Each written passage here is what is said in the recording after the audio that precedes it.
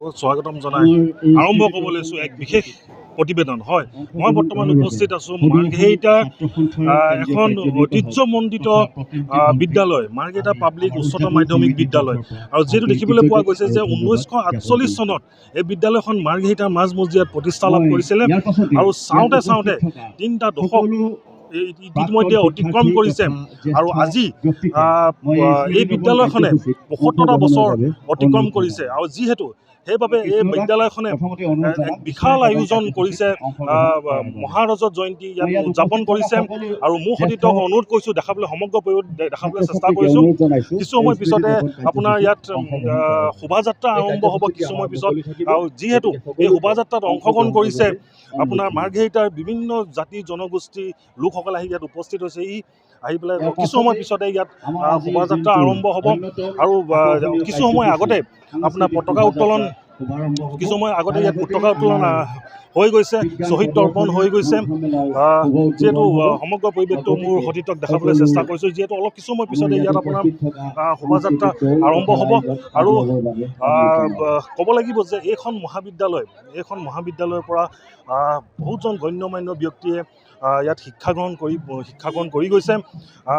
যিসকল ব্যক্তিয়ে বৰ্তমান আপোনাৰ এজন উচ্চ বিষয়া হিচাপে ইয়াত প্ৰতিষ্ঠা লাভ কৰিছে। এইখন বিদ্যালয়ৰ পৰাই আপোনাৰ পবিত্ৰ মাৰ্ঘেৰিটা, প্ৰদ্যুৎ বৰদলৈ ডাঙৰীয়া, ভাস্কৰ শৰ্মাৰ পৰা ধৰি বিভিন্ন ধৰণৰ লোক ইয়াতে। আৰু ইয়াত বহু ছাত্ৰ এতিয়া বৰ্তমান আপোনাৰ বিদেশতো, ইয়াত কৰ্মসূত্ৰে বিদেশতো আছেগৈ। আৰু মই কিছু ব্যক্তিৰ লগত কথা পাতিবলৈ চেষ্টা কৰিম, উদযাপন সমিতিৰ ব্যক্তিৰ লগত কথা পাতিব চেষ্টা কৰিম। কিন্তু বৰ্তমান মোৰ কাষত বৰ্তমান উপস্থিত আছে এইখন বিদ্যালয়তে শিক্ষাদান কৰা এজন প্ৰাক্তন ছাত্ৰ। তেওঁৰ পৰা কিছু কথা আমি পাতিবলৈ চেষ্টা কৰিম। প্ৰথমে আপোনাক এনিবাৰ 24লৈ স্বাগতম জনাইছোঁ। হয়, নমস্কাৰ। আপোনালোককো আমাৰ এই মহাৰজত জয়ন্তী মাৰ্ঘেৰিটা পাব্লিক উচ্চতৰ মাধ্যমিক বিদ্যালয়ৰ সামৰণি অনুষ্ঠানত স্বাগতম জনালোঁ। হয়, যিহেতু দেখিবলৈ পোৱা গৈছে এক বিশাল আয়োজন কৰা হৈছে ইয়াত, আপুনি এজন প্ৰাক্তন ছাত্ৰ হিচাপে আপোনাৰ অনুভৱ কেনেকুৱা? খুব ভাল লাগিছে। আজি ৭৫টা বছৰ আমাৰ বিদ্যালয়খনে অতিক্ৰম কৰিছে। আমাৰ সৌভাগ্য, আমি ইয়াত সোণালী জয়ন্তীও পাইছিলোঁ, গল্ডেন জুবলি, আৰু এতিয়া আহি আজি আমি মহাৰজত জয়ন্তী প্লেটিনাম জুবলি পাইছোঁ। আৰু এই ক্ষেত্ৰত ক'ব লাগিব যে মাৰ্ঘেৰিটাৰ এটা ইতিহাস আছে এই বিদ্যালয়খনক লৈ। মাৰ্ঘেৰিটাৰ তাহানিৰ দিনতে 1948 চনত স্থাপন হোৱা এই বিদ্যালয়খনে যি মাৰ্ঘেৰিটাক শিক্ষিত কৰিছে বুলি ইতিমধ্যে সকলোৱে একমুখে স্বীকাৰ কৰিছে। প্ৰায় 95% ব্যক্তিয়ে এইখন বিদ্যালয়ৰ পৰা এটা সময়ত পঢ়া শুনা কৰি আগবাঢ়ি গৈ সমাজৰ নেতৃত্ব লৈ আজি বৰ্তমান তাৰিখলৈকে সমাজৰ নেতৃত্ব লৈ আছে। মই গৌৰৱেৰে উল্লেখ কৰিব পাৰিম যে মাৰ্ঘেৰিটাৰ এইখন বিদ্যালয়তে অধ্যয়ন কৰি যোৱা 3জন ব্যক্তিয়ে অসম তথা ভাৰতবৰ্ষত নেতৃত্ব প্ৰদান কৰি আহিছে। পবিত্ৰ মাৰ্ঘেৰিটা ককাইদেউ, প্ৰদ্যুৎ বৰদলৈ ডাঙৰীয়াৰ লগতে বৰ্তমানৰ বিধায়ক ভাস্কৰ শৰ্মাদেউ আৰু অন্যান্য বহুতো গুণী জ্ঞানী ব্যক্তি তথা বিজ্ঞানী আমাৰ এই মাৰ্ঘেৰিটা পাব্লিক উচ্চতৰ মাধ্যমিক বিদ্যালয়ৰ পৰা ওলাইছে। আমেৰিকাতো ইয়াৰ পৰা গৈ তেওঁলোকে নেতৃত্ব লৈ আছে আৰু এই অনুষ্ঠানলৈ আহিছে। গতিকে খুব আনন্দ লাগিছে, ভাল লাগিছে। সকলো আহক। আৰু বিশেষকৈ প্ৰাক্তন ছাত্ৰ ছাত্ৰীসকলৰ সমাৰোহত আমাৰ যিমান প্ৰাক্তন ছাত্ৰ ছাত্ৰীসকল আছে সকলোৱে অংশগ্ৰহণ আমি একান্তভাৱে কামনা কৰিছোঁ আৰু সমিল মিলে আগবাঢ়ি যাম। মাৰ্ঘেৰিটা এয়া ইতিহাস। ধন্যবাদ। আপোনাক ধন্যবাদ জনাইছোঁ। বৰ্তমান তেখেতে কৈ গৈছে যে এইখন মহাবিদ্যালয়ৰ পৰা বহু ব্যক্তি শিক্ষাদান কৰি বিভিন্ন অসমৰ লগতে ভাৰতৰ লগতে আপোনাৰ বিদেশতো বহু ব্যক্তি ইয়াত বৰ্তমান তেওঁলোকে কৰ্মসূত্ৰে তাত আছেগৈ। আৰু মই পোনে যাব বিচাৰিছোঁ আপোনাৰ বৰ্তমান আমাৰ ইয়াত মাৰ্ঘেৰিটা সমষ্টিৰ বিধায়ক ইয়াত উপস্থিত আছেহি। আমি তেওঁৰ পৰা কিছু কথা আমি পাতিবলৈ চেষ্টা কৰিম। আহকচোন তেওঁৰ পৰা কিছু কথা আমি পাতিবলৈ, যিহেতু দেখিবলৈ পোৱা গৈছে বৰ্তমান আপোনাৰ মাৰ্ঘেৰিটা সমষ্টিৰ বিধায়ক ইয়াত বৰ্তমান উপস্থিত আছে।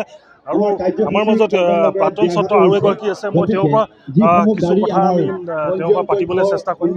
যিহেতু বহু ব্যক্তি ইয়াত পাঠ্যক্ৰম কৰিবলৈ ইয়াৰ পৰা অতিক্ৰম কৰিছে। আমি তেওঁৰ লগত কিছু কথা আমি পাতিবলৈ চেষ্টা কৰিম।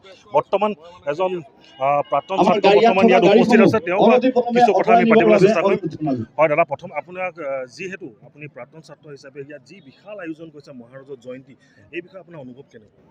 খুব ভাল লাগিছে আজি এইখনত আজি আমি এইখনৰ সাক্ষী হ'বলৈ পাই আমি প্ৰাক্তন ছাত্ৰ হিচাপে বহুত গৰ্বিত।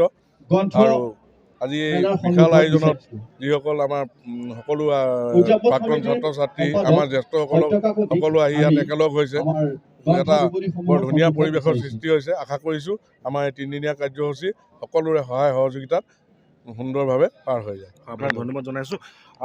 দেখিবলৈ পোৱা গৈছে যে কিছু সময় পিছতে আপোনাৰ ইয়াত শোভাযাত্ৰা আৰম্ভ হ'ব আৰু বিভিন্ন ধৰণৰ ইয়াত কাৰ্যসূচী বৰ্তমান আছে আৰু নিশালৈ আপোনাৰ অসমৰ এজন জনপ্ৰিয় কণ্ঠশিল্পী জিতুল সোণোৱাল ডাঙৰীয়া ইয়াত বৰ্তমান গীত পৰিৱেশন কৰিব আৰু আপোনাৰ আজি কাইলৈও আপোনাৰ বিশেষ অনুষ্ঠান ইয়াত আছে। প্ৰাক্তন ছাত্ৰ ছাত্ৰী আপোনাৰ অন্তৰ্গ আলাপ আছে। তাৰপিছত পৰহিলে অৰ্থাৎ আপোনাৰ 28 তাৰিখৰ দিনাখন আপোনাৰ মুকলি সভা আয়োজন হ'ব। তাৰ পাছত আপোনাৰ মুকলি সভাৰ পাছতে আপোনাৰ নিশালৈ দুজন জনপ্ৰিয় গায়ক গায়িকা জুবিন গাৰ্গ আৰু প্ৰিয়ংকা ভৰালীয়ে গীত পৰিৱেশন কৰিব।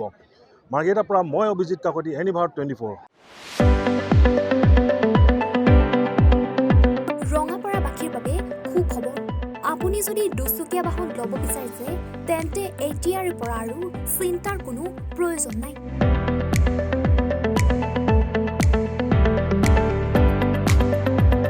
আপুনিও আহিব পাৰে DBP এছ'চিয়েটৰো বাজাজ টু হুইলাৰ ডিলাৰ।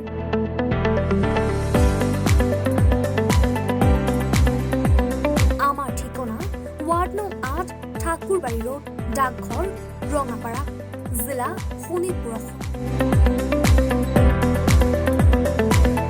আমাৰ যোগাযোগৰ নম্বৰ 9435707133 9707967285285।